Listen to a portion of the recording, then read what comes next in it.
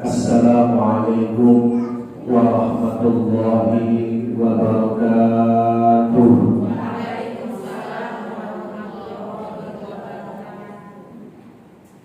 Alhamdulillah wassalatu wassalamu ala Rasulillah wa ala alihi wa ashabihi wa mawala amma ba'd.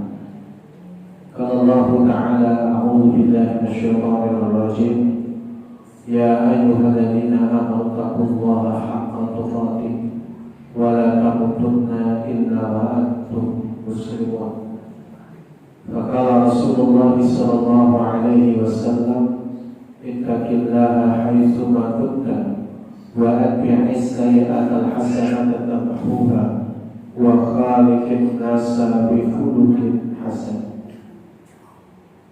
Ummahat wa akhwat, ibu-ibu yang dirahmati Allah, alhamdulillah dengan izin Allah Ta'ala pada pagi menjelang siang hari ini kita dimampukan Allah untuk bisa hadir di kajian majelis taklim Muslimah Ajian dengan tema selalu berprasangka baik pada Allah,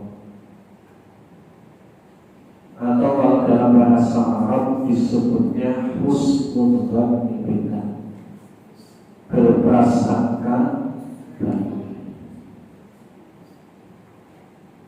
Berarti berprasangka baik atau husnul dzan itu ada dua suku kata. Ada kata husnul, ada kata-kata dzan. Husnul itu kebaikan yang baik, sementara al-dzan itu adalah prasangka. Prasangka itu adalah dugaan, sesuatu yang belum fakta tapi dia menduga. Dzan ini ada dua, ada yang buruk, ada yang baik. Kalau buruk disebut su'udzan, berprasangka buruk. Kalau berprasangka baik disebutnya husnuzan. Landasan dari ada ayat yang penting dalam surah Al-Qasas ayat 13. Ini pelajaran. A'udzu billahi minasyaitonir rajim. Faradadnahu ila ummihi kay taqarra 'ainuha wa la tahzana wa li ta'lama anna wa'dallahi haqqun walakinna aktsarahum la ya'lamun. Maka kami kembalikan Musa kepada ibunya supaya senang hatinya dan tidak berduka cita. Walina'lama anna wa'dallahi haqqun, dan supaya ia mengetahui bahwa janji Allah itu pastilah benar. Walakinna aktsarahum la ya'lamun, tetapi kebanyakan manusia tidak mengetahuinya. Ini ayat ceritanya adalah tentang ibunda Nabi Musa alaihissalam. Ketika Fir'aun memerintahkan semua bayi Bani Israel laki-laki harus dibunuh, maka mau tidak mau ibunda Nabi Musa menyelamatkan putranya, karena tetangga-tetangganya ada yang putranya Fir'aun kejamnya luar biasa, membunuhnya pun bukan hanya dibunuh tapi disembelih. Jahat banget Fir'aun. Maka Nabi Musa alaihissalam diperintahkan Allah untuk menghanyutkan Nabi Musa alaihissalam, bayi yang masih bayi itu dihanyutkan di sungai Nil. Ceritanya gimana pun putra yang disayang dihanyutkan di sungai. Itu kalau dia tidak husnuzan sama Allah,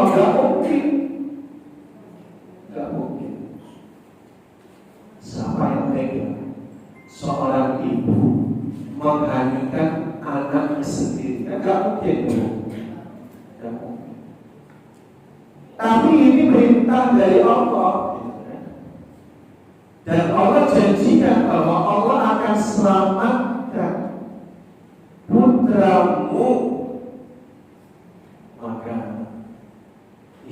ibunda Nabi Musa tadi di tepi sungai Nil, dia mau menghanyutkan putranya.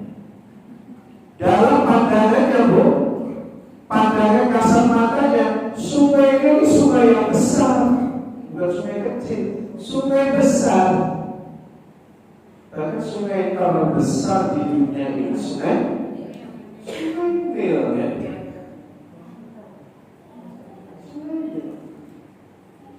Dan sungai yang besar ini, kira-kira kalau Bali dihanyutkan jadi apa? Walaupun kita digerakkan atau di tempat yang Nabi Musa tidak tenggelam, tidak kena air, tapi ini mau dihanyutkan, kemana tujuan? Maka dalam pandangan manusia ini pasti celaka. Mungkin persentase selamatnya sedikit. Tapi kalau ini adalah merupakan perintah Allah, maka harus terus rasakan kepada Allah yang baik. Ya, negara Nabi Musa di sungai Nil, Allah menggerakkan sungai hingga kemudian membawa Nabi Musa di pekarangan belakang yang nyambung dengan pekarangan belakang istananya Firaun. Maka kemudian diambillah si bayi yang mungil, yang gemuk, yang cantik, maksudnya cakep.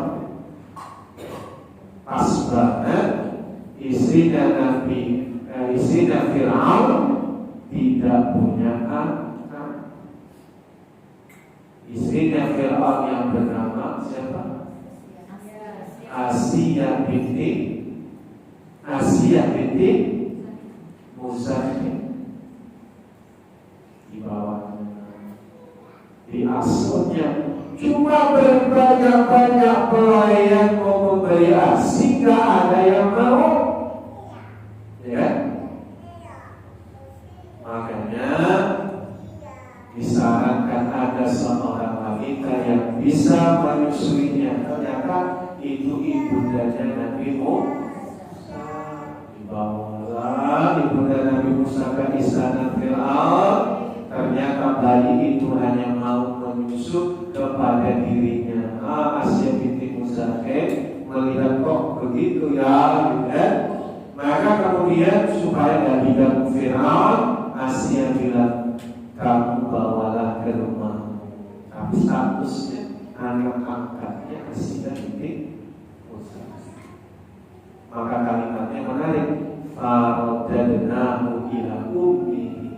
Kami kembalikan Nabi Musa kecil kepada ibunya. Itu loh orang yang husnuzan kepada Allah. Kenapa? Walakinna aktsarahum la ya'lamun. Manusia itu nggak tahu apa-apa dengan masa depan. Manusia itu nggak tahu apa-apa tentang apa yang terjadi di masa mendatang. Makanya pada perkara-perkara yang demikian husnuzanlah kepada Allah Subhanahu. Itulah dasar dari kita. Banyak sekali dalil-dalilnya. Surah Al-Baqarah 186. Allah Subhanahu wa taala berfirman, "Wa idza sa'alaka 'ibadi 'anni fa inni qarib." Dan apabila hamba-hambaku bertanya kepadamu tentangku, maka jawablah, sesungguhnya atau bahwasanya aku adalah dekat. Ujibu da'wata da'i idza da'ani falyastajibu li wal yu'minu bi la'allahum yarshudun.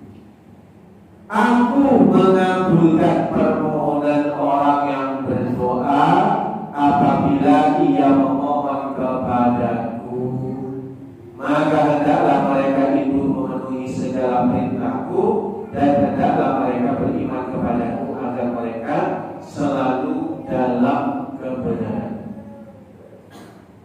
Kalimat pentingnya di dalam ayat ini apa? Uji da'watad da'i idza da'a. Allah janji, aku pasti kabulkan doa permohonan orang-orang yang berdoa apabila dia benar-benar berdoa. Kalimatnya begitu. Komponen yang paling penting dalam terkabulnya doa husnuzon kepada Allah, bahwa doanya pasti dikabulkan Allah. Jika orang doa, ya Allah, aku minta kepadamu A, B, C, D, tapi terserah kamu, engkau ya Allah, ya jangan dikabulkan juga tidak apa-apa. Nah kayak gitu doa itu harus ada husnuzon, Allah kabulkan. Jangan pesimis juga. Doa juga belum dikabulkan. Jangan itu. Kalau sudah begitu, ya bagaimana doanya dikabulkan? Maka prinsipnya ibu-ibu kalau doa itu yakin husnuzon kepada Allah, doa kita dikabulkan. Nanti di pembahasan terakhir akan kita zoom pembahasannya. Surah Qaf ayat 16, Allah Ta'ala berfirman, dan sesungguhnya kami telah menciptakan manusia dan mengetahui apa yang dibisikkan oleh hatinya, dan kami lebih dekat kepadanya daripada urat lehernya. Apa kandungan ayat ini yang paling penting? Allah menciptakan manusia kecil, walaupun dari sudut pandang kita sebagai manusia, kita manusia ini makhluk yang rumit.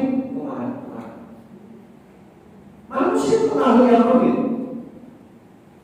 Dalam dunia sains, kita manusia ini makhluk yang rumit, susah, tidak bisa ditiru. Otak, mungkin Google punya kecerdasan buatan, tapi mereka tidak bisa menciptakan emosi yang alamiah. Tidak bisa. Manusia itu unik, tidak bisa ditiru.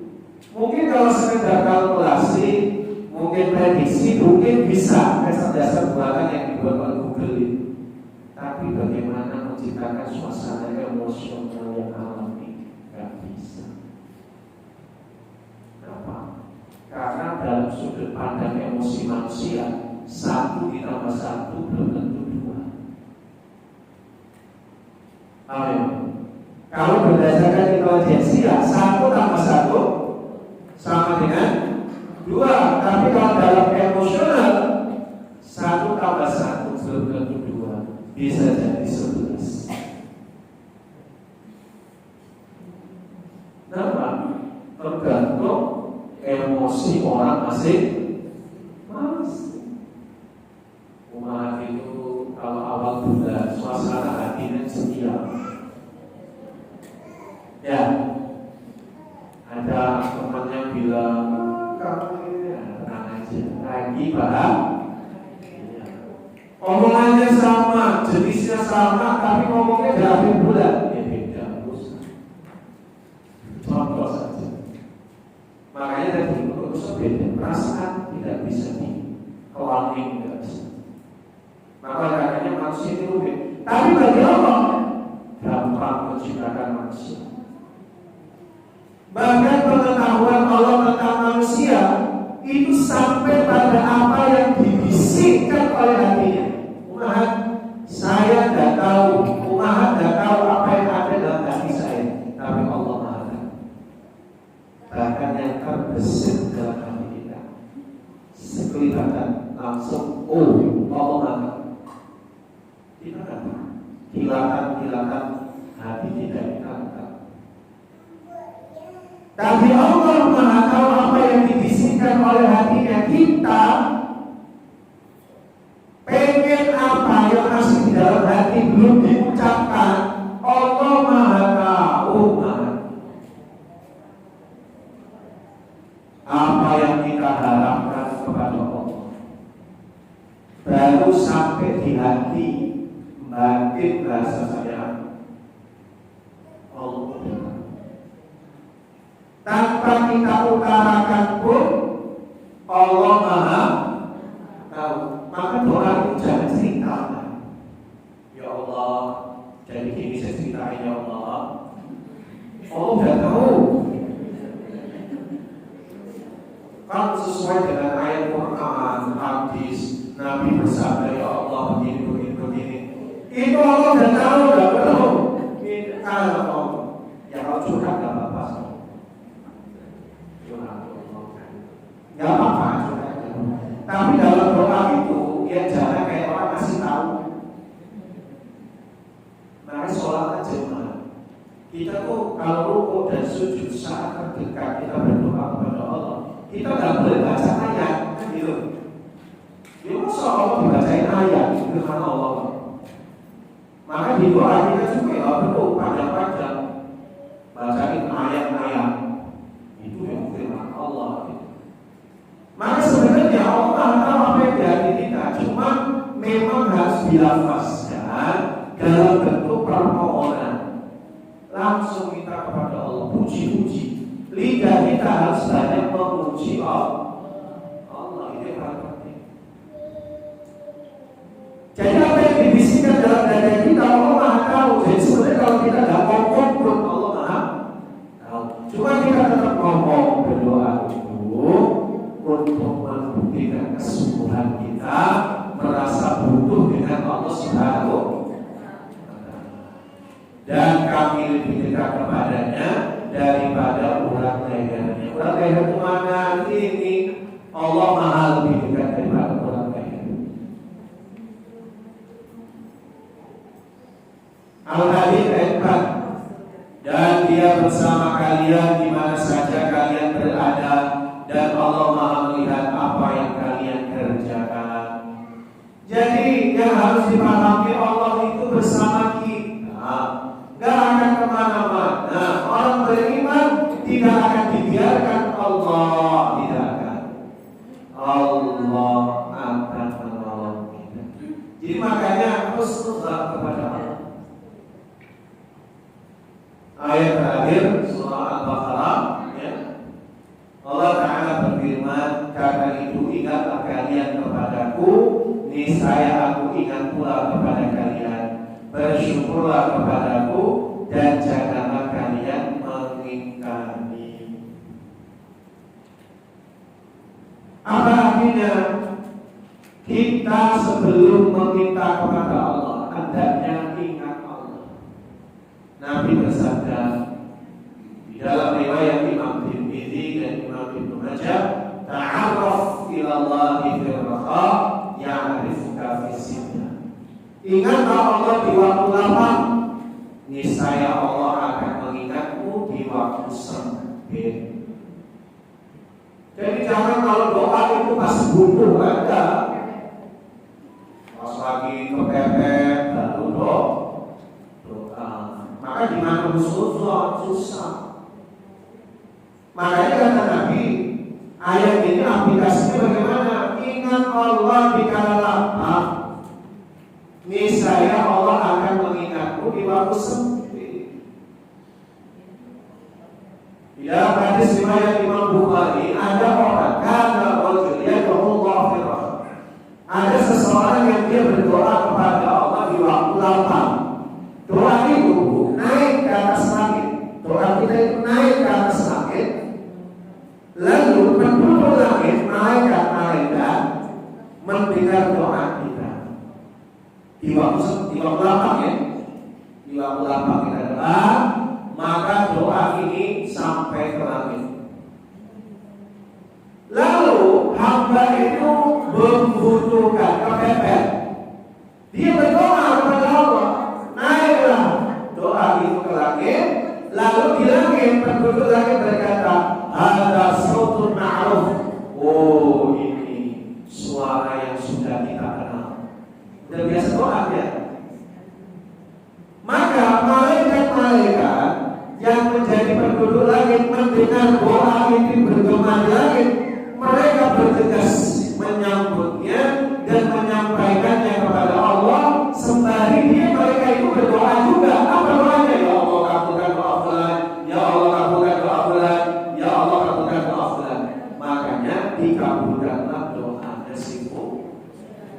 Tapi gimana kalau ada orang di waktu lapang dia ada doa, doanya nggak pernah ke langit, giliran butuh doa, kata malaikatnya hadza sautum majhul, ini suara yang asing. Malaikat ogah-ogahan ngangkat doa ini. Malaikat juga gak ikut berdoa. Maka tadi, ingatlah kepadaku, kata Allah, niscaya aku ingat pula kepada kalian. Itu dalil-dalil banyak kan? Kita bahas apa itu? Sesungguhnya berprasangka baik kepada Allah, yakni meyakini apa yang layak untuk Allah, baik dari nama, sifat, dan perbuatannya. Begitu juga meyakini apa yang terkandung dari pengaruhnya yang besar, seperti keyakinan bahwa Allah menyayangi para hambanya yang berat disayangi, memaafkan mereka dikala bertobat dan kembali, serta menerima dari mereka ketaatan dalam ibadahnya, dan meyakini bahwa Allah mempunyai berbagai macam hikmah dan agung yang telah ditakdirkan dan ditentukan. Ini memang agak pusing kalau dibahas. Gampang ini maknanya. Allah itu saja maha sempurna. Allah maha penguasa. Allah dengan asmaul husnanya adalah sifat-sifat Allah layak untuk Allah, tinggal kita husnul. Misalnya kita yakin bahwa Allah itu Ar-Rahman Ar-Rahim, maha menyayangi hambanya, maka kita harus husnul bahwa Allah itu sayang sama kita pada perkara apapun yang Allah takdirkan untuk kita. Misal ada sesuatu yang tidak mengenakan kita, belum tentu itu adalah murka Allah, tapi bisa jadi itu sapaan lembut dari Allah karena Allah rindu kepada kita. Ketika kita menerima kenikmatan, sudah tidak mampu lagi menangis ketika sujud. Ketika kehidupan dunia kita lempeng-lempeng kayak jalan tol, semuanya enak aja, doa kita nggak pernah khusyuk dan hambar. Lalu Allah kasih sesuatu supaya kita kembali kepada Allah. Allah jadikan kita lebih khusyuk lagi. Yang tadinya nggak bisa sholat malam, bisa sholat malam lagi. Yang tadinya nggak bisa baca Quran lagi. Itu bukan berarti hukuman, tapi bisa jadi Allah rindu dan sayang sama kita. Khususnya, apalagi kita sudah ngaji, kita sudah hijrah, kita sudah tobat, dapat musibah. Gimana Omar?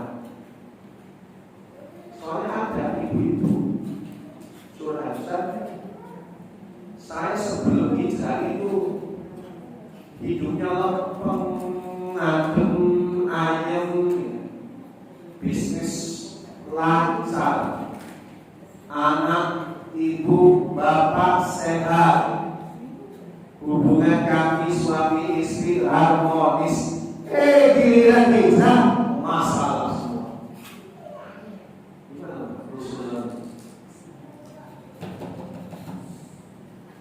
Gimana bisa usul? Apa saya nggak usah hijrah aja saja? Biar kau tahu seperti apa. Gimana? Ini fakta ya. Ada yang rasa begitu. Barangkali ada.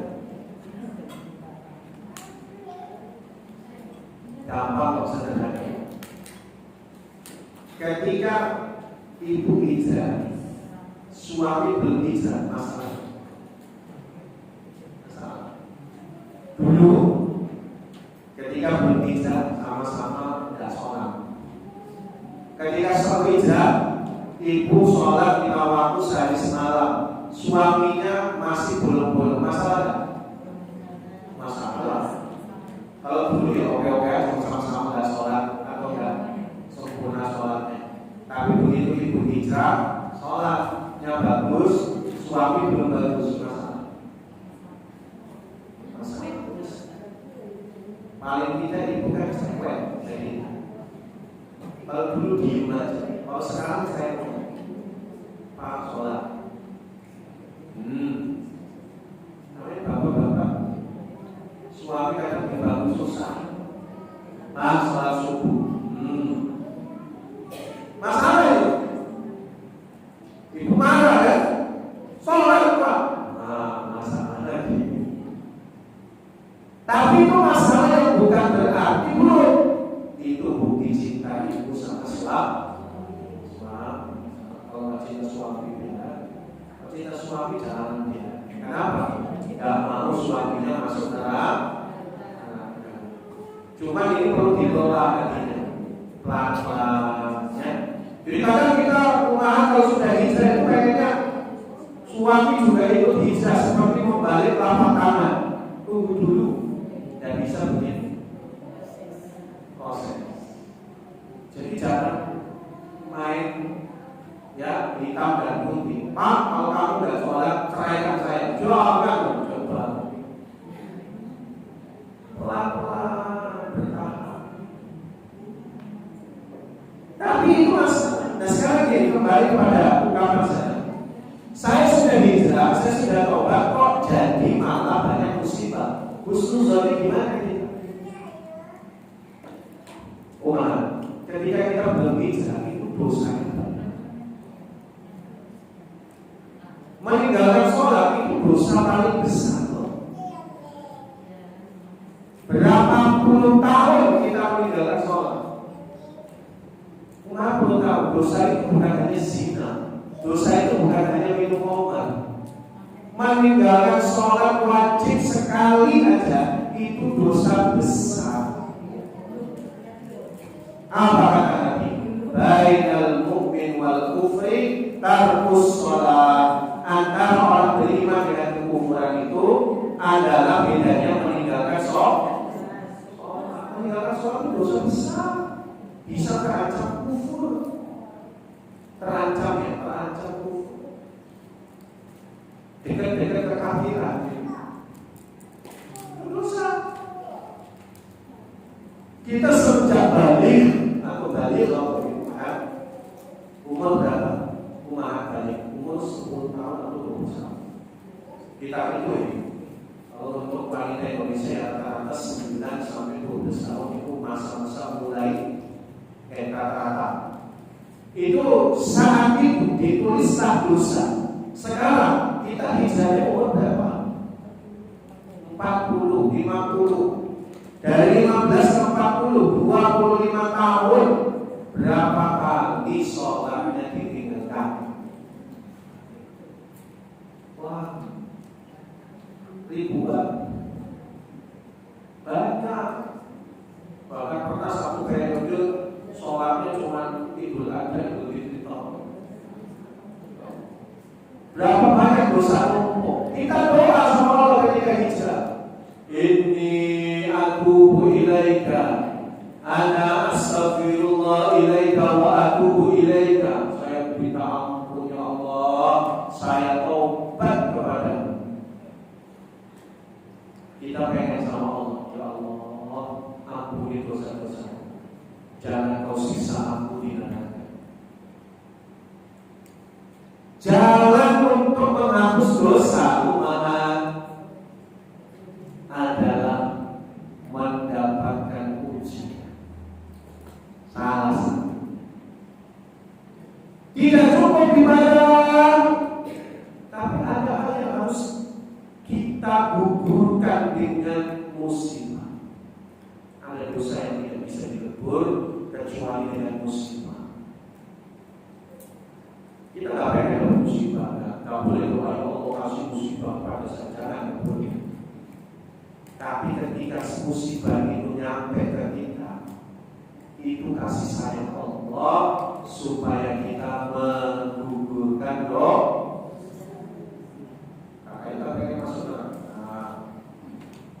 Sekarang pilih deh, nggak diuji dunia, di neraka dibakar.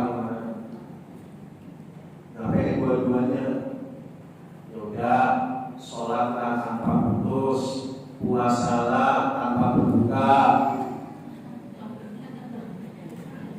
istilahnya. Kan nggak bisa kan?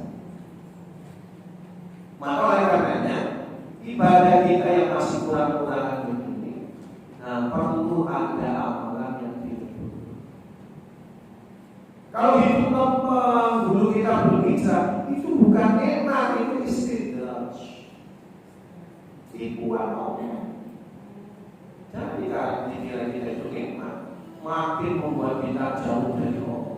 Alhamdulillah Allah kasih kita hidayah. Ya sudah, kita nggak boleh minta musibah. Tapi kalau ada musibah datang setelah hijrah, agar itu kasih sayang Allah. Dulu dalam riwayat Imam Muslim ada orang datang kepada Nabi. Ya Rasulullah, qad shalaitu wa qad sumtu.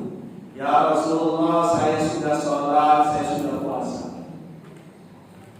Walakin limadha saqama jismi wa ta'amali. Tapi kenapa ya Rasul, saya sudah sholat, saya sudah puasa, tapi Allah masih berikan kepada saya penyakit dan hilang darah saya. Ternyata fenomena tadi sejak zaman Rasul juga ada. Ada sahabat itu sudah hijrah, sudah taubat, sholatnya bagus, ibadahnya bagus, tapi masih diuji dengan penyakit. Apa jawaban Rasul? La khaira liman la yasqamu jismuhu wa la yata'u maluhu. Tidak ada kebaikan bagi orang yang tidak pernah sakit dan tidak pernah kehilangan harta. Inna Allah idza ahabba 'abdan ibtala wa idza ibtala fasabara. Sesungguhnya Allah itu apabila mencintai dan menyayangi seorang hamba, Allah kirim musibah kepadanya untuk menggugurkan dosanya, dan dia diberikan oleh Allah karunia sabar, husnuzan kepada Allah. Makanya kalau ada musibah datang itu rasakan kita harus baik. Allah pasti sayang sama kita. Dan musibah ini dalam rangka Allah sayang sama kita. Memaafkan mereka di dalam taubat dan kembali. Kita taubat, kita harus husnuzan. Allah mau menerima taubat, kita harus husnuzan. Dan meyakini bahwa Allah menerima amal ketaatan dan ibadah kita. Tidak ada satupun yang jamin ibadah kita diterima. Tapi kita sebagai orang beriman husnuzan. Kalau ibadah kita sudah kita kerjakan dengan ihsan sebaik-baiknya, memurnikan ibadah itu niatnya ikhlas karena Allah dan mengikuti petunjuk Nabi, sisanya tinggal husnuzan kepada Allah. Allah menerima amal ibadah kita. Supaya apa? Hati kita juga lapang. Kalau dirundung ketakutan terus, sedih terus, ini juga tidak baik untuk orang-orang di sekitar kita. Umat juga nangis terus keadaannya, rasanya obatnya tidak diterima, amal ibadahnya tidak diterima, tiap hari nangis. Kira-kira suaminya gimana? Makanya Islam itu balance, seimbang. Ada waktunya kita harus memikirkan bahwa amal ibadah kita belum tentu diterima, tapi ada waktunya ketika perasaan kita lagi pesimis, tumbuhkan dengan semua ada obat. Ibu sekalian, Ali bin Abi Thalib radhiyallahu anhu berkata, husnuzan adalah engkau tidak berharap kecuali kepada Allah, dan tidak ada yang kau takuti kecuali Allah dan akibat dosa-dosa. Tadi sudah kita singgung bahwa Islam itu balance, seimbang. Husnuzan berprasangka baik dalam diri kita menapaki harapan dan cita-cita, harus dibarengi dengan rasa takut kepada Allah dan akibat dosa-dosa. Jadi konsep husnuzan itu apa? Engkau tidak berharap kecuali kepada Allah. Apa harapan? Ini kan takdir itu dibagi 3 satuan waktu. Apa yang terjadi di masa lampau, takdir yang terjadi di masa lampau itu adalah kenangan. Takdir yang terjadi pada saat ini, sekarang ini yang kita rasakan itu disebut perasaan.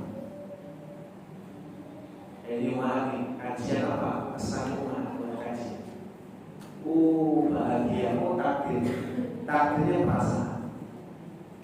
Jadi takdir yang terjadi live langsung yang kita rasakan hari ini itu namanya perasaan. Nah, takdir di masa depan itu namanya harapan.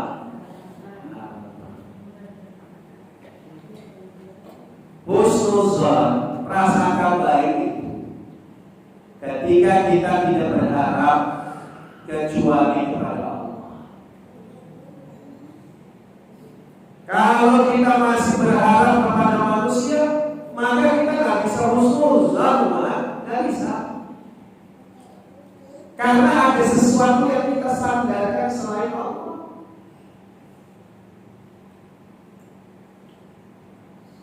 Maaf, ada orang bilang dia mau datang ke dukun. Padahal dukun itu ya nggak ngerti apa-apa. Ditanya, kenapa nggak minta sama Allah? Jawabannya apa? Kalau doa sama Allah kan lama dikabulkan. Kalau ke dukun langsung. Ada pikiran begitu. Lah ini namanya ini jebakan setan. Bagaimana mungkin minta sama Allah itu lama, kalau minta dukun cepat? Padahal dukun itu juga nggak kuasa apa-apa tentang masalah. Cepat, nggak kuasa apa. Dia hanya ngomong aja udah. Kebetulan aja kalau benar. Di antara 100 ada 1 yang benar kebetulan. Belum tentu. Makanya ada orang begitu susah sama Allah, belum apa-apa sudah merasa bahwa Allah tidak akan kabulkan gimana. Makanya husnuzan itu supaya kita selalu husnuzan dan berprasangka baik kepada Allah. Hilangkan harapan kepada selain Allah. Hilangkan dulu. Jangan kita sandarkan pada kecerdasan kita. Kalau kita masih membanggakan kecerdasan kita, tidak bisa husnuzan sama Allah. Kalau masih ada yang kita sandarkan pada anak kita, suaminya, ibu-ibu semua ya, disandari ke situ, maka tidak bisa. Berharaplah kepada Allah saja. Adapun kalau kita butuh pertolongan yang kaitannya dengan sesama manusia, yang tidak ada kaitannya dengan Tuhan, boleh. Tapi perlu dipahami, berharap kepada manusia hanya akan membuat kita kecewa. 1 kali berharap, 1 kali kecewa. Sama suami aja, rumah belum tentu dapat apa yang apa? Konsepnya dulu suami mendekati umahan dulu, semuanya kadang-kadang tidak senyata. Nah, itu orang pacaran dulu yang nggak ada diadain, nggak punya motor pinjam, baju pinjam, apa lagi? Pada pinjam semua. Tapi perempuannya terpukau juga, pada pinjam semua. Giliran nikah, ternyata benar. Tapi survei membuktikan. Survei tahun 2014 survei di Badan Pusat Statistik Nasional.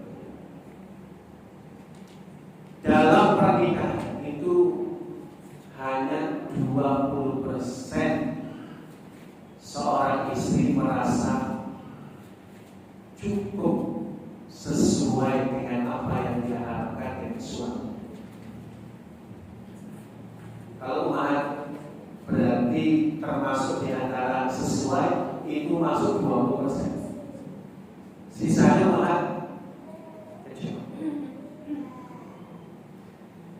Saya tidak lagi mengungkapkan kecewa berjalan. Kecewa itu niscaya, karena kalau benar manusia pasti kecewa. Dan umat harus tahu, bisa jadi suami juga kecewa dengan kita. Ya, kalau berharap sama manusia pasti kecewa. Tidak akan ada yang belum sama. Dulu mah bayangin suami itu berbulan kayak pangeran naik kuda putih. Wah, ya begitu nikah, kau kan yang dan itu maaf tentu sembarangan. Itu realitas. Makanya berharap hanya kepada Allah. Kalau sudah berharap kepada Allah saja, kita bisa terus sama Allah. Kalau masih gantungkan harapan kepada siapa, Allah bisa. Dan tidak ada yang kau takuti kecuali Allah dan akibat dosa-dosamu.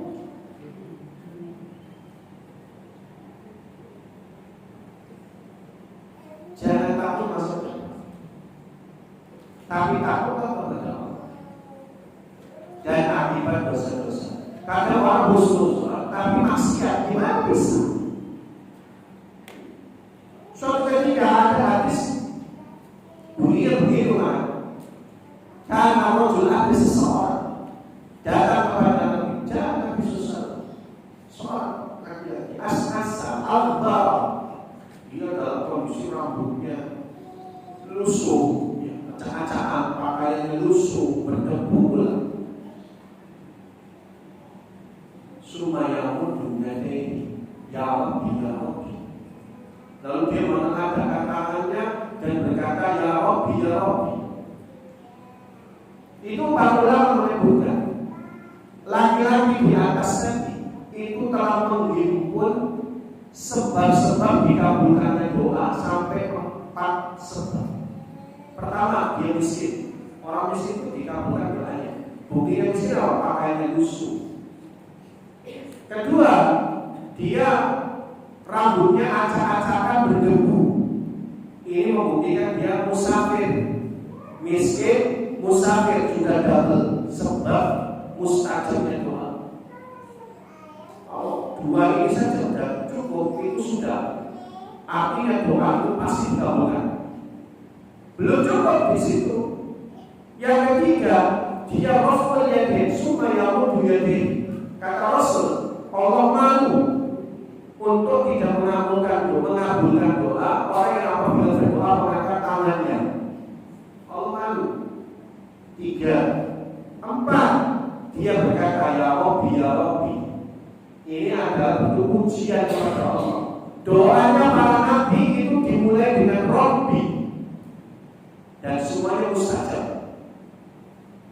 Jadi laki-laki ini menghimpun 4 sebab dikabulkannya doa. Tapi gimana kata Rasulullah? Wa ma'amu haram, masyarabu haram, lagusu haram, wa hudiya bil haram, fa'adna yustajab. Tapi makanannya haram, minumannya haram, pakaiannya haram, dia dikenyangkan dengan makanan yang haram pada saat dia berdoa. Lalu bagaimana doanya dikabul?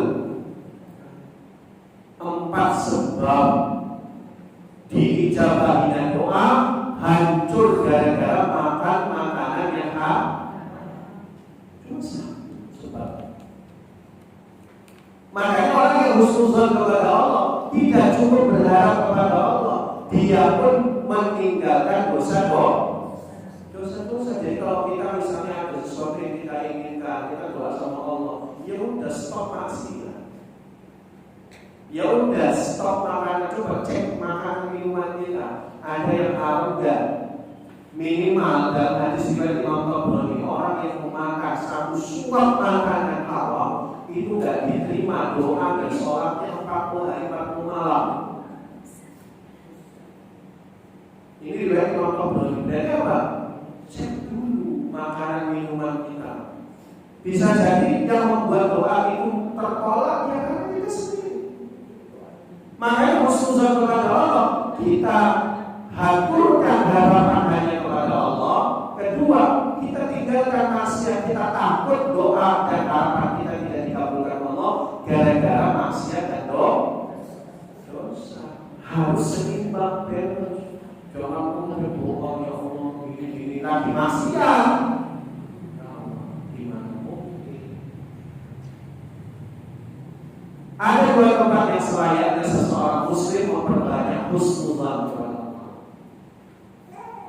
Ini selalu berprasangka baik kepada Allah. Ada dua tempat supaya kita tempat yang harusnya kita selalu berprasangka baik kepada Allah. Pertama, ketika menunaikan ketaatan kepada Allah.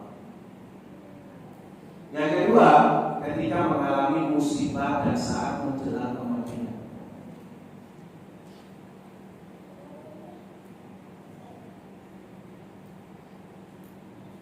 Kenapa? Kita masuk sini. Pertama, ketika menunaikan ketaatan kepada Allah. Dari Abu Hurairah radhiyallahu anhu dia berkata, Nabi sallallahu alaihi wasallam bersabda, "Ana 'inda dhanni 'abdi bi wa ana ma'ahu idza taqalani fa in taqalani fi nafsihi dzakartu fi nafsi." Aku tergantung prasangka hambaku. Saya edit sebentar. Karena pindah laptop jadi ada yang potong. Biar kelihatan banyak kan.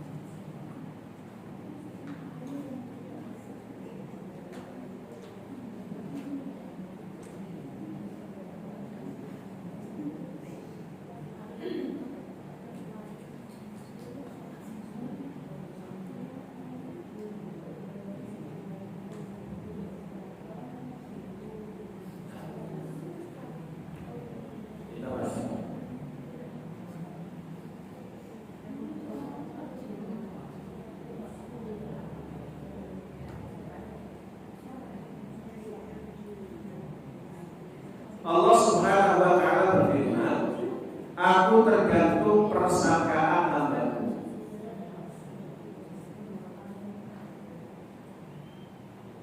Nah, baik sampai sini ya.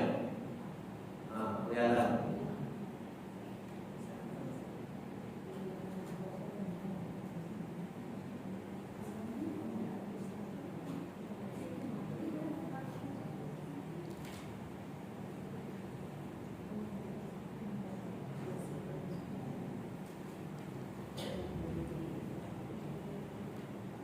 Aku tergantung persangkaan hambaku kepadaku. Ana 'inda dhanni 'abdi bi wa ana ma'ahu idza dakhala. Aku bersamanya kalau dia mengingatku. Fa in dakhalani fi nafsi dzakartu fi nafsi. Kalau dia mengingatku pada dirinya, maka aku mengingatnya pada diriku. Wa in dakhalani fi mala'in dzakartu fi mala'in khair minhu. Kalau dia mengingatku di keramaian, maka aku akan mengingatnya di keramaian yang lebih baik dari mereka. Wa in taqarraba ila yasir taqarrabu ilaihi dhira'an wa in taqarraba ilayya dhira'an taqarrabtu ilaihi ba'an wa in atani yamsi ataitu harwala. Kalau dia mendekat sejengkal, maka akan mendekat kepadanya sehasta. Kalau dia mendekat pada diriku sehasta, maka aku akan mendekatinya sedepal. Kalau dia mendatangiku dengan berjalan, maka aku akan mendatanginya dengan berlari. Hadis riwayat Bukhari dan Muslim. Ini dalam Allah berfirman atau di hadis kursi, aku tergantung persangkaan hambaku. Hati-hati dengan prasangka. Apa yang kita sangka akan menjadi kenyataan. Dalam ketaatan kepada Allah sama. Kita itu harus terus. Kalau kita seuzon kepada Allah, ya akan terjadi apa yang kita sangkakan. Maka para ulama menjelaskan makna itu luar biasa. Orang-orang yang putus asa dari rahmat Allah, mereka yang bergelimang kemaksiatan, dia menduga bahwa Allah itu tidak mengampuni dosa-dosanya, maka dia akan semakin jauh melakukan dosa karena dia sudah menganggap Allah tidak mungkin mengampuni dosa. Padahal kenyataannya apa? Allah Maha Pengampun. Makanya kita sebagai orang beriman itu tidak boleh berprasangka buruk kepada Allah. Masih tidak ada dosa yang tidak diampuni selama tobat. Tidak ada yang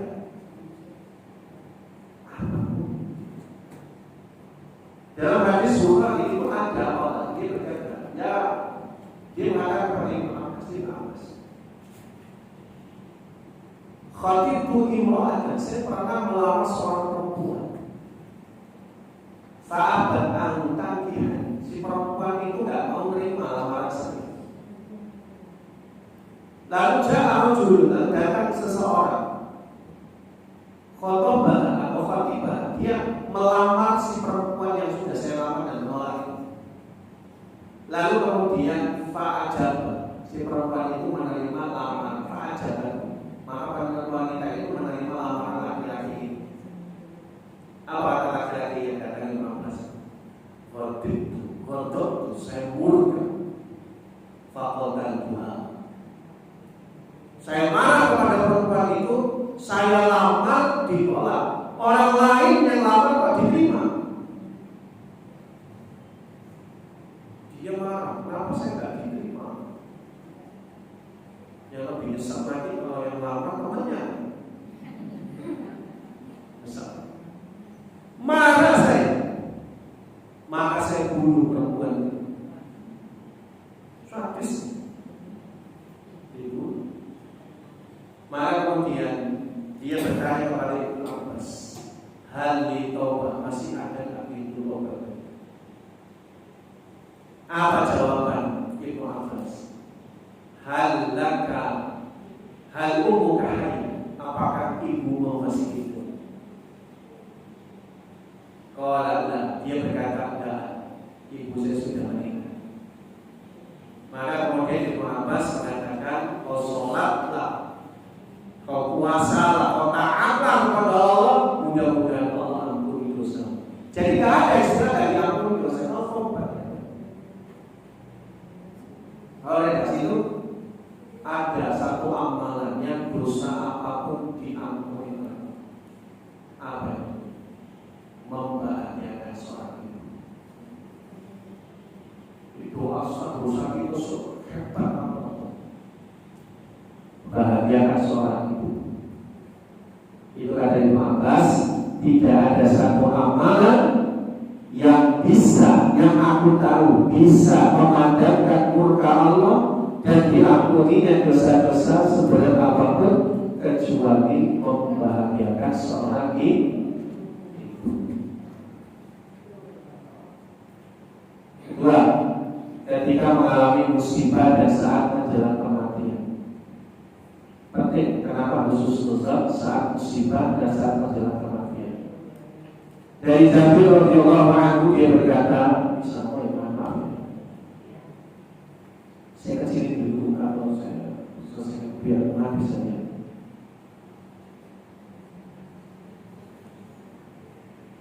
Nah, ini kan kenapa?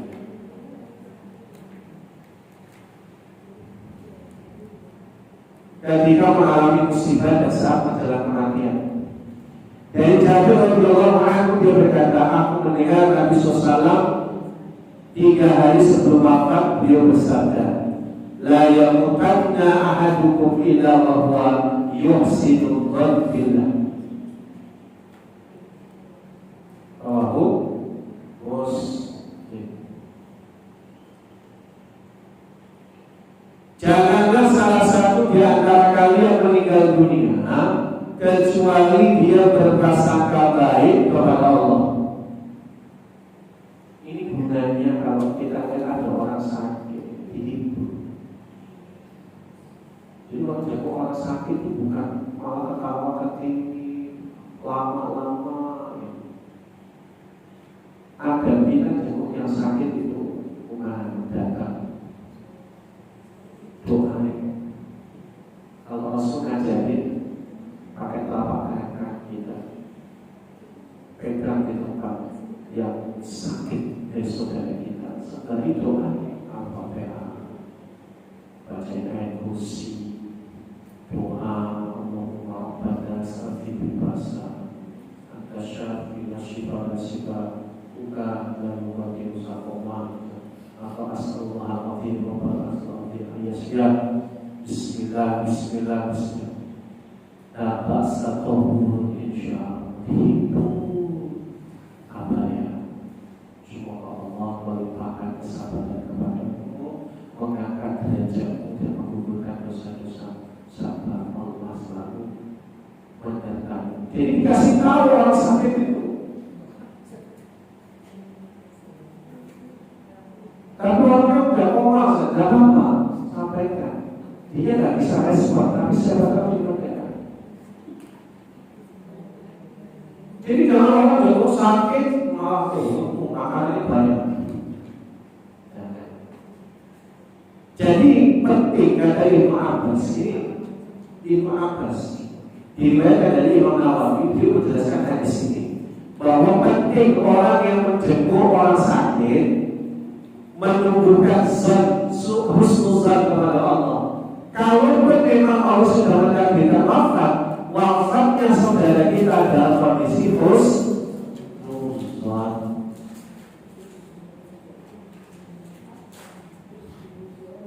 Dan ini perlu dibahasakan. Orang sakit itu nggak bisa nangkep,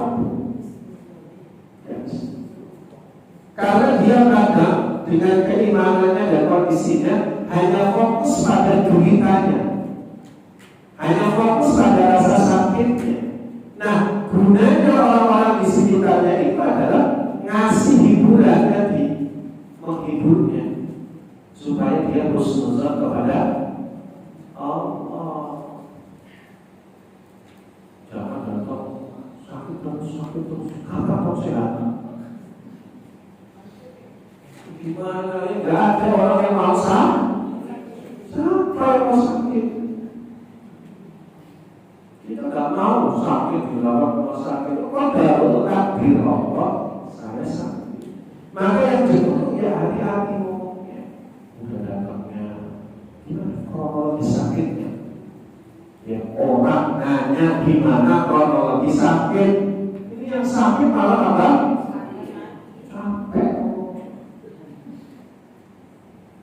Udah gitu rame-rame semua. Memang ada senang, ada hiburan sendiri datangnya teman, cuma tetap dijaga. Oh, kalau nemuin kamu yang cukup model begini, direkam nanti pak kronologinya. Karena Nabi itu gak pernah lama, datang doain selesai kan, tinggal butuh istirahat. Sampaikan kabar-kabar baik, karena kondisi saat sakit dan menjelang kematian saat wafat itu banyak prasangka buruk kepada Allah.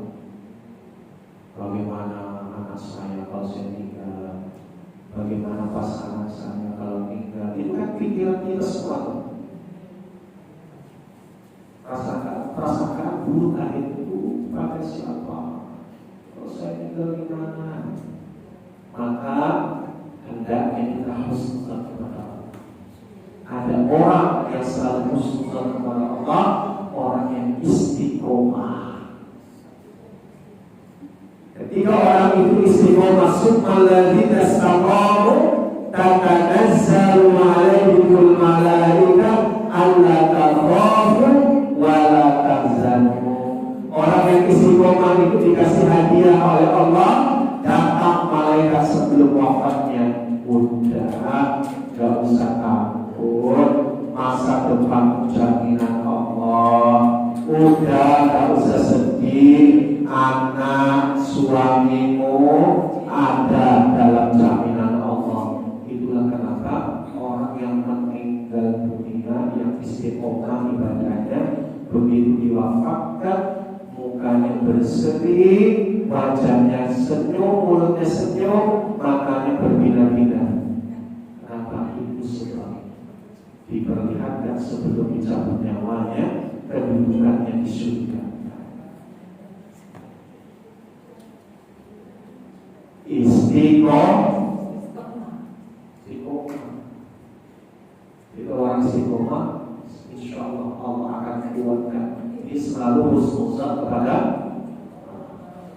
tanda husnuzan. Hasan al-Basri rahimahullah berkata,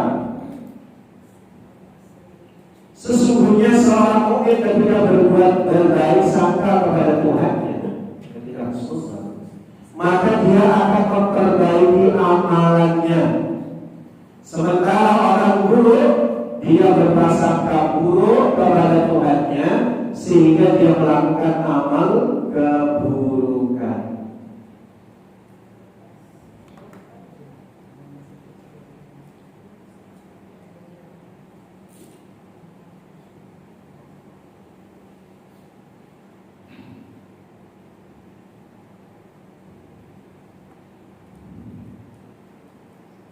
Jadi tanda husnuzan, sesungguhnya seorang mukmin ketika berbaik sangka kepada Tuhannya, maka dia akan memperbaiki amalannya. Jadi orang yang husnuzan tandanya makin giat ibadahnya, makin giat doanya. Jadi bukan 1 kali, 3 kali doa udah nggak doa lagi, nggak dikabulin. Bukan. Jadi orang yang husnuzan kepada Allah tandanya dia mudawamah doanya, dia mudawamah, dia konsisten ibadahnya, makin naik ibadahnya. Jadi kalau orang yang benar husnuzannya kepada Allah, yang tandanya istiqomah, tidak beramal kebaikan, selalu memperbaiki amalnya. Ya Allah, mungkin saya dikabulkan karena mungkin ibadah saya banyak yang rusak, banyak dicampuri riya, banyak juga dicampuri ujub, sehingga ibadah saya tidak diterima. Itu yang membuat doa saya tidak dikabulkan. Dikoreksi lagi, mungkin saja ini gara-gara lisan saya karena suka gibah. Karena orang-orang yang gibah itu orang yang kemudian dia mendapatkan dosa yang besar, sehingga Allah tidak ridho kepada kita. Bisa jadi doa saya tidak dikabulkan gara-gara tadi siang saya bikin marah suami. Apa kata Rasul? Ada orang yang ibadahnya, doanya cuma sampai ke telinganya. Siapa itu? Istri yang bikin marah suaminya. Kan belum pernah dikoreksi-koreksi. Mungkin duduk karena saya kurang sopan. Mungkin suami gak rindu dengan saya. Kan gitu. Makanya perbaiki apa perbuatan kita. Kita koreksi terus. Gak ada bosannya, gak ada putus asanya, terus beramal istiqomah. Itu ciri orang yang dengan husnuzan kepada Allah. Belum habis. Waktunya habis ya? Belum aku. Satu, mendapatkan sesuai yang dipersangkaan, manfaat husnuzan. Tadi, ana indallani abdi. Ada pembahasan dalam hadis Bukhari bahwa kalimat positif yang dihasilkan dari husnuzan kepada Allah itu akan menggenggam simptom di otak kita yang kemudian mempengaruhi gerak tubuh kita dengan munculnya optimisme di dalam hati kita. Dalam sudut pandang Islam itu pemberian dari Allah jelas. Tapi tetap kalimat yang baik itu akan mempengaruhi kualitas dan juga hasil yang Allah takdirkan. Contoh, Rasul mengajari kepada kita. Rasul itu ada Al-Hasan dan Al-Husain. Rasul bilang sahabat, ini anak saya. Walaupun cucu, tapi sering Rasul bilang ini anak saya.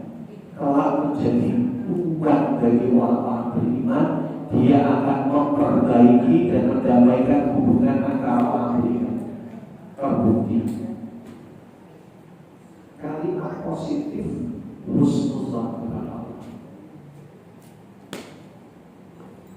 Apa yang dilakukan oleh kakek Nabi ketika kemudian Nabi itu didudukkan di tengah kebiasaan beliau, karena beliau Raja Mekah, beliau katakan kepada orang-orang Quraisy, ini cucu saya telah jadi pemimpin di masa yang akan datang.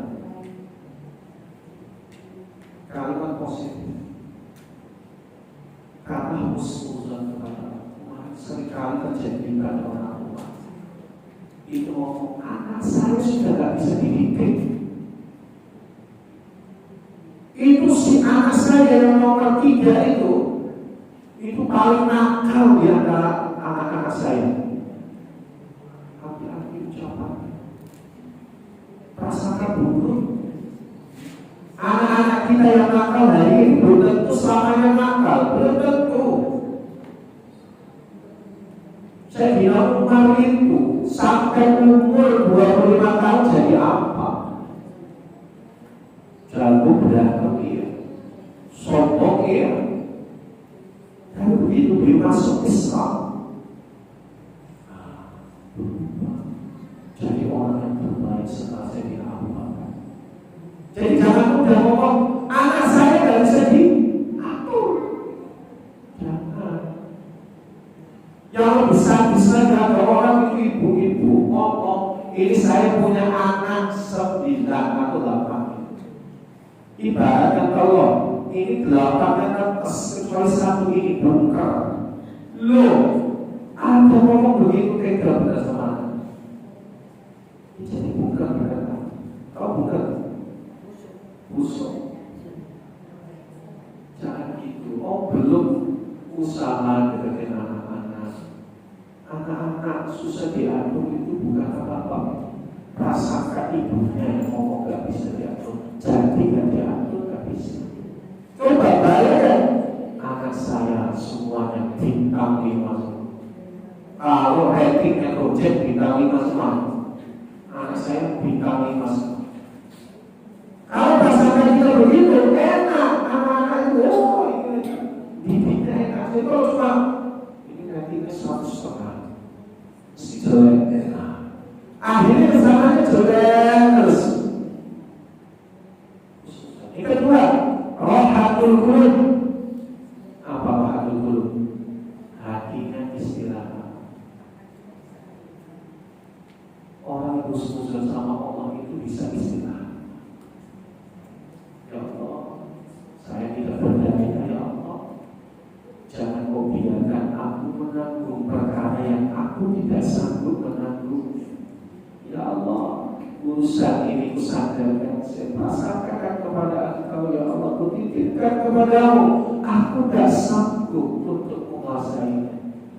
Jangan kau biarkan aku menanggung beban pada diriku sendiri, dan jangan tinggalkan aku.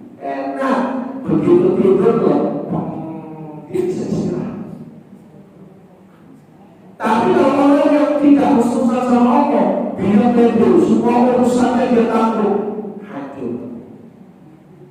Gak pernah istirahat, tidur gak enak, minum pil, obat anti tidur, depresi, minum obat. Itu gak busuk. Jadi kadang kita itu menyiksa diri sendiri, bukan urusannya dipegang. Dan istirahat. Tiga, mendapatkan kekuatan hati. Keyakinan dalam hati, azam yang kuat. Fa'idha azamkan fatawakkal 'ala Allah. Orang yang husnuzan dibuktikan dengan kekuatan hati melakukan sesuatu. Karena dia yakin hasil yang baik itu karena salah satunya usaha yang baik. Di mentalnya baca fa'idha azamkan fatawakkal. Yang keempat sebab husnul. Yang kelima, meraih benarnya tawakul. Komponen tawakal untuk menunggu hasil. Tawakal itu maksudnya berusaha sebaik-baiknya, berdoa sesungguh-sungguhnya, seusyuk-usyuknya, hasilnya serahkan kepada Allah. Itu namanya tawakal. Nah, proses menunggu hasil itu husnuzan.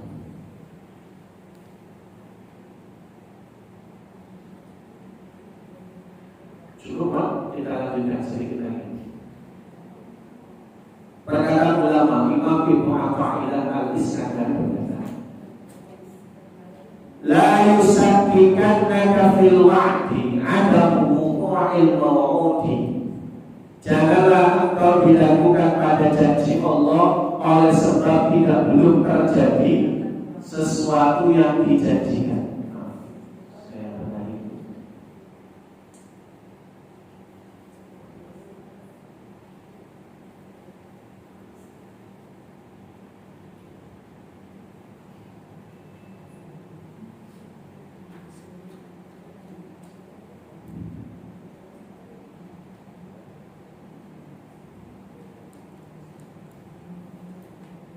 Janganlah engkau dilakukan pada janji Allah oleh sebab belum terjadi sesuatu yang dijanjikan meskipun zamannya telah tertentu.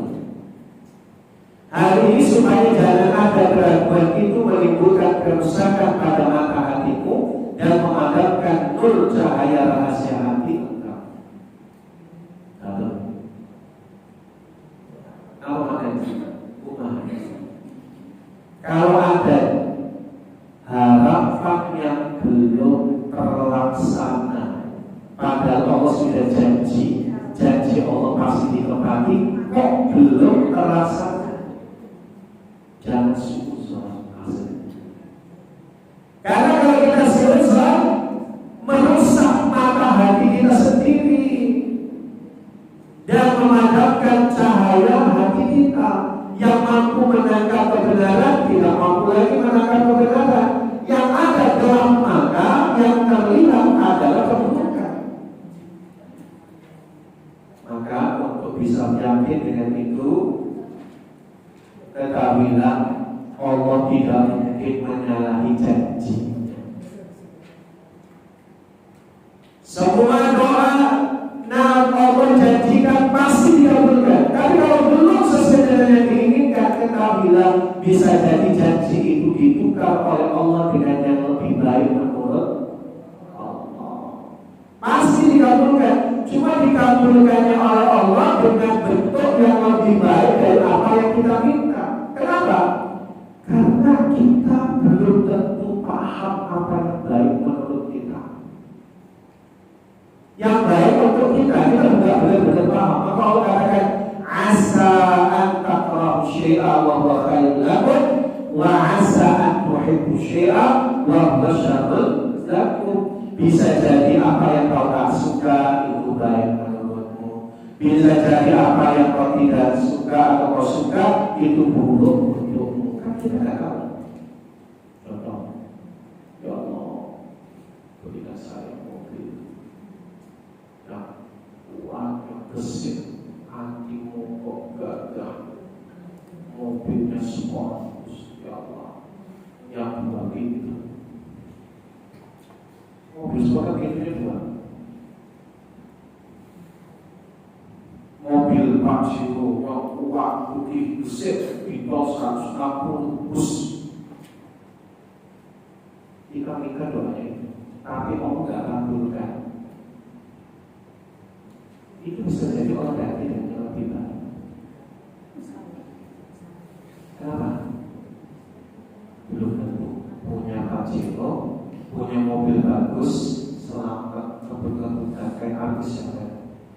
Yang nabrak gitu itu. Ya kan? Allah kasih yang lain. Anaknya hafiz Quran, ibunya, bapaknya yang kaki sakit sembuh.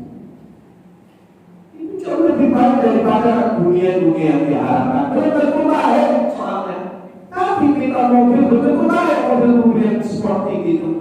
Kalau sudah berkebutuhan, aku sedih bisa jadi bapaknya, anaknya, suaminya, kan bisa jadi lepaskan. Dua, ada kalanya janji Allah ditetapi olehnya di akhirat dengan menjadikan keadaan ini sebagai pahala buat kita. Semua doa pasti dikabulkan. Kalau nggak di dunia, di akhirat dikabulkannya. Kenapa di akhirat? Allah pilih yang lebih baik. Yang jelas doa kita kalau dikabulkan di akhirat pasti jauh lebih baik. Pasti nilainya nggak akan bisa dibandingkan dengan dunia dan sisi. Yang ketiga, janji Allah itu dilaksanakan juga olehnya, tapi agak lambat dari waktu yang telah ditetapkan.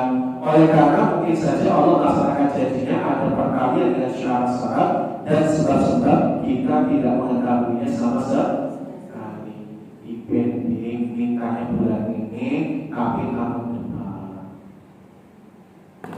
Saya pengen berangkat haji atau umrah atau kemana, Allah. Tapi Allah gak kabulkan tahun ini, ada pandemi. Oh ya sudah. Itu yang lebih Allah kabulkan. Begitu akan selesai berangkat haji. Kan selesai loh, cuma ditunda aja. Bisa jadi. Umar lagi kejar-kejaran karena pesawat bentar lagi take off. Ya, pesawat bentar lagi take off. Umar lagi kejar-kejaran. Supirnya bilang, ngapain? Ini kita 10 menit lagi mau lepas landas. Ayo kejar pesawatnya. Sampai di bandara telat. Wah, ditaburkan kan? Ini tahu-tahunya 20 menit kemudian dapat berita pesawatnya jatuh ke sana. Allah pending belum tentu belum. Bisa jadi kalau kita tepat waktu sesuai dengan yang kita inginkan, ada resiko kecelakaan. Saya cukup sampai di sini. Wah, saya masih ada sedikit ulasan sedikit, cuma nggak apa-apa. Ini menyempurnakan satu slide saja. Imam Hasan Al-Basri menyebutkan sekitar 90 tempat di dalam Al-Quran Allah menetapkan kabar rezeki dan menjamin untuk makhluknya. Ada 90. Dan hanya ada satu ayat yang menyebutkan tentang bisikan setan, yaitu as-syaitanu ya'idukumul faqra. Setan menjanjikanmu dengan kefakiran. Namun kamu tentang kefakiran. Tapi aneh manusia itu. Mereka takut dengan satu kali ancaman setan yang lebih berdusta, lupa 90 kali janji Allah yang maha benar dan tak mungkin dusta. Jadi kalau usah ragu, berprasangka baiklah kepada Allah. Demikian ini, mohon maaf atas kesalahan waktu dan tempat kembali. apabila ibu ada yang silakan. Silakan, Ibu.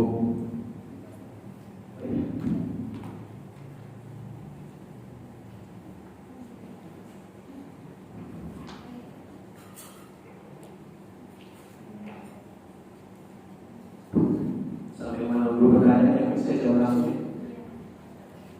Assalamualaikum Ustaz, bagaimana menghadapi orang tua yang selalu mengeluh tentang banyak hal? Berbakti sama orang tua itu ujiannya adalah saat orang tua sudah sempurna. Maka dalam ayat itu sebutkan fala taqul uf, janganlah kamu berkata kepada orang. Itu kronologis. Jadi kalau orang tua sudah sembuh, itu secara psikologis lebih sensitif dan lebih mudah ngeluh. Kayak siapa? Kayak anak-anak. Berbicara anak-anak, kita semua pernah anak-anak. Dulu pun kita selalu ngadu sama orang tua. Ibu sakit, padahal cuma digigit semut. Ibu lapar, ibu kita langsung masakin makanan. Bahkan dulu lebih kecil lagi, cuma kita bisa nangis, ibu kita nggak ngerti kamu pengennya apa sih nak, nangis terus, ibu tetap bayangin. Kenapa kita tidak bisa menghadapi orang tua yang mudah mengeluh? Padahal dulu kita mudah mengeluh kepadanya. Nah, benarnya di sini. Orang tua kalau sudah sembuh, itu akan mudah mengeluh benar-benar. Secara psikologis akan kembali kepada masa anak. Maka anaknya kalau mau menegur, pakai cara yang lembut, jangan kasar. Jangan bilang, ibu ini ngeluh. Stop. Ah saja tidak boleh, apalagi bentak-bentak. Ah saja tidak, apalagi bentak. Yang lebih parah, udah ibu itu ikuti ibu bapak, orang tua kita ikuti kita. Yang dipuji itu kakak yang jauh di sana. Yang kalau sekali-kali kirim makanan, bu, saya kirim makanan kesukaan bu, ini ada rawon banget bu, ini saya kirim. Ibu senang, wah dapat makanan rawon, puji-puji kakaknya kamu kayak kakakmu. Perhatikan. Padahal orang tua ada di rumah kita. Nyesek kan? Kita yang dimarah-marah terus, kita cuma dapat keluhannya terus. Kalau dipuji yang jauh, wajar. Jangan ibu saya sudah berkorban. Sampai Z, ibu makan sama saya, tinggal sama saya. Gak boleh ngomong begitu. Stop. Kepanjangan. Saja gak boleh. Itu sama. Nasihati dengan cara lembut. Tetap dinasihati, tapi dengan cara lembut. Assalamualaikum Ustaz, yang hari ini tanyakan apa sholat wajib yang waktu sebelum hijrah kita tinggalkan harus kita pondok atau bisa diganti dengan memperbanyak sholat sunnah. Selalu ada ikhtilaf dalam bahasa ini, karena ada yang mengatakan di pondok aja semampunya daripada kita menanggung dosa. Kalau tidak diterima ya sudah apa. Pendapat yang kedua, tidak bisa pondok karena sholat wajib yang bisa dipondok adalah kalau tidak dalam rangka maksiat. Yang kedua, dia uzur karena memang ada menghalang. Maka sholat wajib yang ditinggalkan tidak bisa dipondok. Hanya perlu taubat nasuha diiringi dengan memperbanyak sholat sunnah. Jadi kalau kita lihat dalam konteks bagaimana para sahabat, bagaimana tabi'in yang mereka mengikuti langkah Rasul, tidak ada keterangan kemudian setiap sholat zuhur yang lain. Tapi kita terima perbedaan pendapat ya. Jadi kalau saya pribadi yang sesuai sesuai dengan apa yang saya pahami adalah bahwa kodok itu ada syaratnya. Kalau ditinggalkan dengan kondisi uzur boleh dikodok. Tapi kalau dia tidak uzur sengaja meninggalkannya, maka tidak bisa kodok. Obat nasuha. Habis itu perbanyak ibadah sunnah. Ustaz, saya suka bersedekah dan pada sedekah itu saya berharap pada Allah untuk dibalas selain harapan di akhirat, tapi dibalas dengan nilai dunia dan dengan lancar anak sukses dalam pendidikan sekolah. Pertanyaannya apa? Belum ada pertanyaan. Boleh nggak begini? Baik. Boleh nggak kita sedekah dengan niat begitu? Tapi ingat jangan hitung-hitungan sama. Walaupun Allah janji, kullu amal ibni Adam yudha'af lahu al-hasanat bi asyri amsalha ila sab'i mi'atin. Bahwa amalan Adam sedekahnya itu dikali gandakan baik pahalanya dan keberkahannya, plus bisa saja Allah bila berikan harta yang lebih banyak 10 kali lipat hingga 700.000. Cuma jangan hitung-hitung oleh Allah. Saya sudah sedekah 10.000 ya Allah, kan aturannya dan kita 10 ya Allah. Tidak usah. Tapi kalau kita mau melancarkan rezeki saya, boleh. Itu doa yang masih boleh. Tapi jangan itu lagi itu. Untuk Allah kan udah jam 10 sampai 12 boleh insyaAllah. Selama ditujukan kepada Allah, itu tidak mengurangi kebaikan. Cukup. Ada yang lain cukup ya? Barakallahu fikum, wallahu a'lam. Saya minta maaf. Wabillahi taufiq wal hidayah. Wa Assalamualaikum warahmatullahi wabarakatuh. Alhamdulillah, demikianlah